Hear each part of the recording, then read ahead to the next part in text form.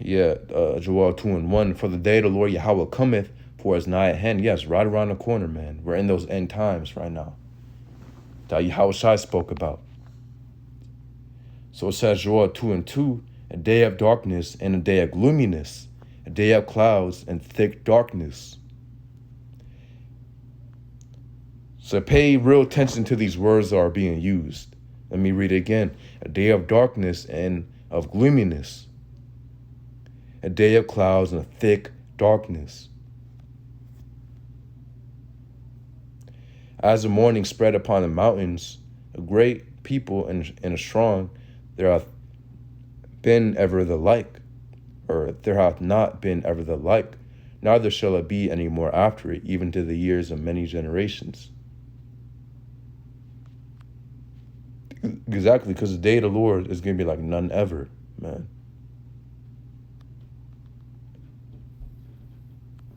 The day of the Lord, man, is going to be like none ever. You know? So let's go to Zephaniah 1:14. The great day of the Lord Yahweh is near, it is near, hasteth greatly.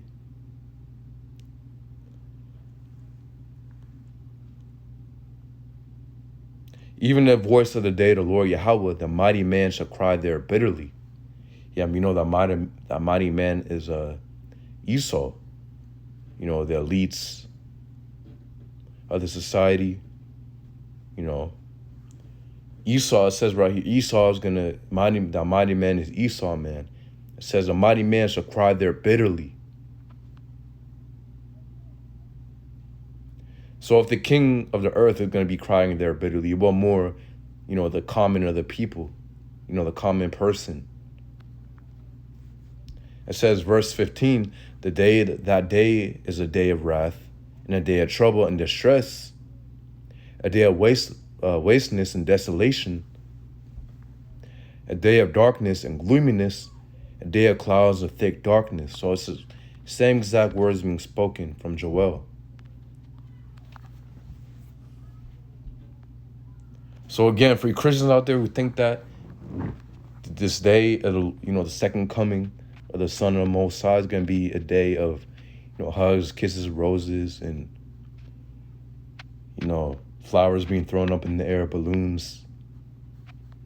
Let me read this again for you. That day is a day of wrath and a day of trouble and distress, a day of wasteness and desolation, a day of darkness and gloominess, a day of clouds and thick darkness. Why is that? Because the Lord's going to come back with complete anger, man. Because you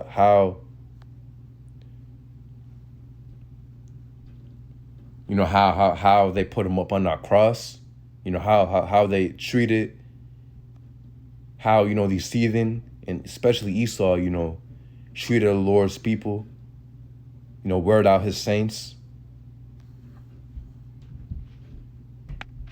You know, how Esau, you know, committed blasphemy against the Lord, man.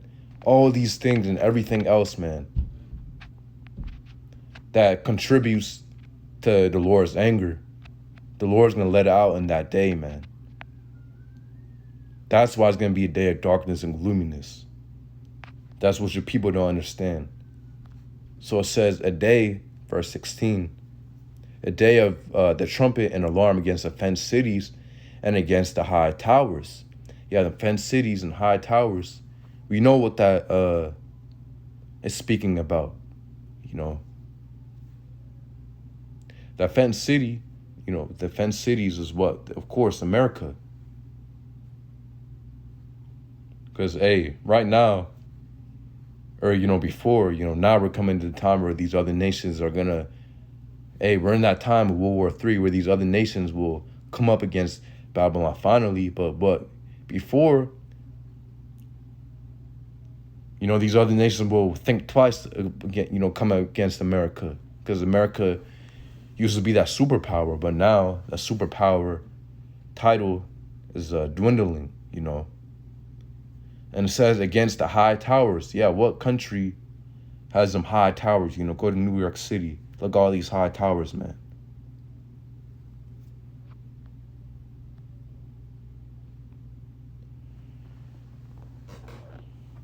It says, verse 17, I would bring distress upon men, and they shall walk like blind men, because they are sinning against the Lord Yahweh Bashim Yahushai. And their blood shall be poured out as dust, and their flesh as the dung. That's how painful that day is going to be, man. So this day is going to be a day of pain, against you wicked people, man, on this earth. The 2/3 of the nation of Israel, and, the heathen.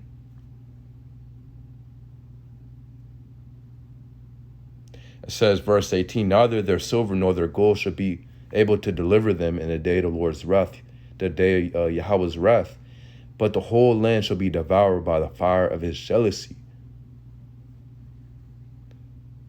For he shall make even speedy riddance of all them that dwell in the land. Exactly, Babylon. Dwell in the land of America, man. The Lord's going to make a speedy riddance. And the whole land, which is America, is going to be devoured by the fire of his jealousy. So again, it's going to be, a lot of people think that, Lord's going to come back. Nothing's going to happen. The Lord's just going to come back and beam everybody up. And first and foremost, man, the Lord's only going to beam up his elect, which the elect is of the nation of Israel. And the Lord's going to destroy America, man, with fire.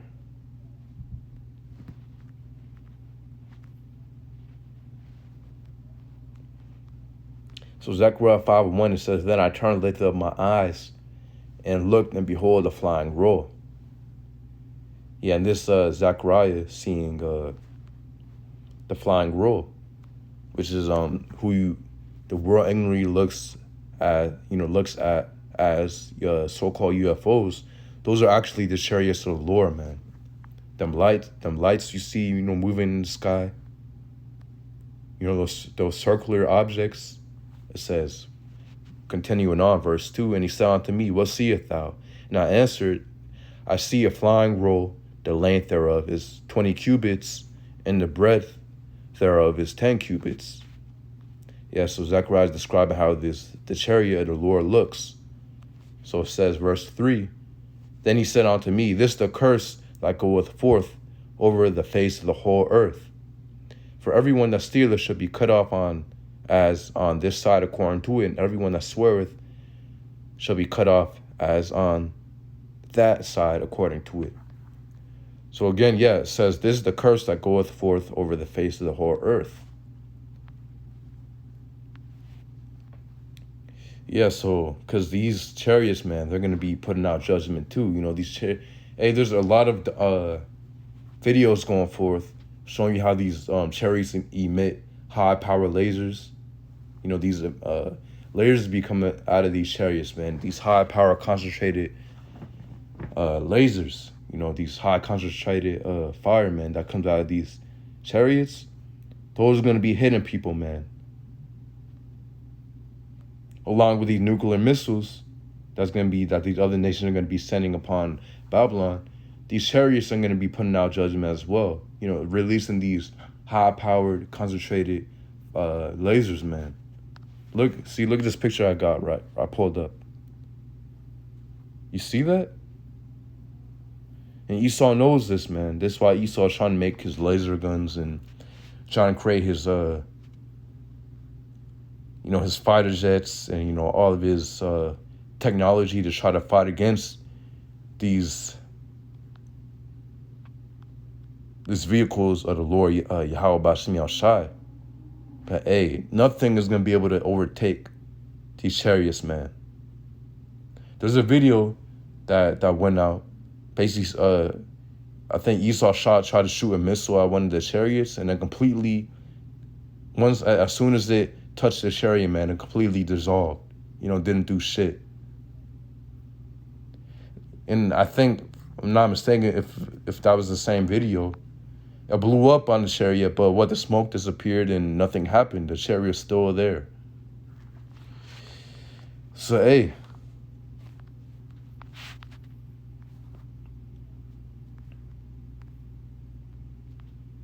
So, that's going to be a curse. These so-called UFOs, so you people think that are aliens or, UFOs or whatever. Those are the chariots of the Lord Yahweh Bashim Yahshai. And one thing that people got right is these things are extraterrestrial, man. These things are extraterrestrial, from literally, from the heavens. So it's literally not, it's extraterrestrial, man. That's one thing that people got right about the chariots of the Lord. So let's get this real quick. Isaiah 63:1. Who is this that cometh from Edom with dyed garments from Basra? That is glorious in his apparel, traveling in the greatness of his strength. I that speak righteousness, mighty to save. Yeah. Wherefore art thou, wherefore art thou red in thine apparel, and thy garments like him that treadeth in the wine fat? Yeah, because whenever someone treads in the wine fat, their garments get dirty and red. And just speaking about Yahweh Shai, man, this person who cometh from Edom with dyed garments from Basra, come from Edom meaning, him, coming upon Edom, the land of Edom, which is America, to deliver his elect, and there's going to be a lot of destruction that day. The Lord's going to leave. It symbolizes the Lord coming back with dyed garments from Basra. Symbolizes him, after, he does what he does upon the land of America. It's him coming back with dyed garments from Basra symbolizes him, getting a lot of blood upon his garments. All right, and yeah. Him, doing, committing a lot of bloodshed. That's what that symbolizes, man. Yahweh Shai is going to do. It says, wherefore art thou red in thine apparel, and thy garments like him that treadeth in the wine fat. So it says, I have tried in the winepress alone, and of the people there was none with me, for I would tread them in mine anger, and would trample them in my fury. And their blood shall be sprinkled upon my garments, and I will stain my raiment. Yes, the Lord's telling you he's not going to hold back, man, that day. He's going to tread upon these people, man, with his anger, putting forth all types of judgment, man. That day that the Lord's been meditating, man, in his mind, until his return, Yahweh Shai. So again, it says, and their blood shall be sprinkled upon my garments, and I will stain my raiment, So the Lord is not gonna hold back, man. So verse 4, for the day of vengeance is in mine heart. And what is that day of vengeance, man? That's the day of the Lord. That second coming. The second coming of the day, or the second coming, the day of the Lord, that's the day of vengeance, man. That's the day of blood. That's the day of darkness, man. Gloominess and desolation, destruction, that's how the day of the Lord is going to play out. It says, and the year of my redeemed is come. Yeah, so, I think that's the point right there.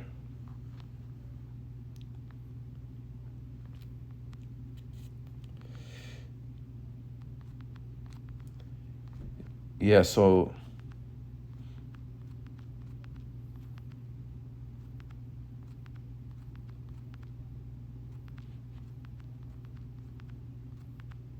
again, man, so the day of the Lord is going to be a day of destruction, This is how the Lord's going to come back, with complete anger, man. This is only just a picture, man. A picture, hey, brothers can only go so far, with their imaginations. But how, things are really going to play out in that day, man. Hey, even us brothers, man, we're going to be afraid. So it's going to be something like we never seen before, So we know how the day of the Lord is going to be.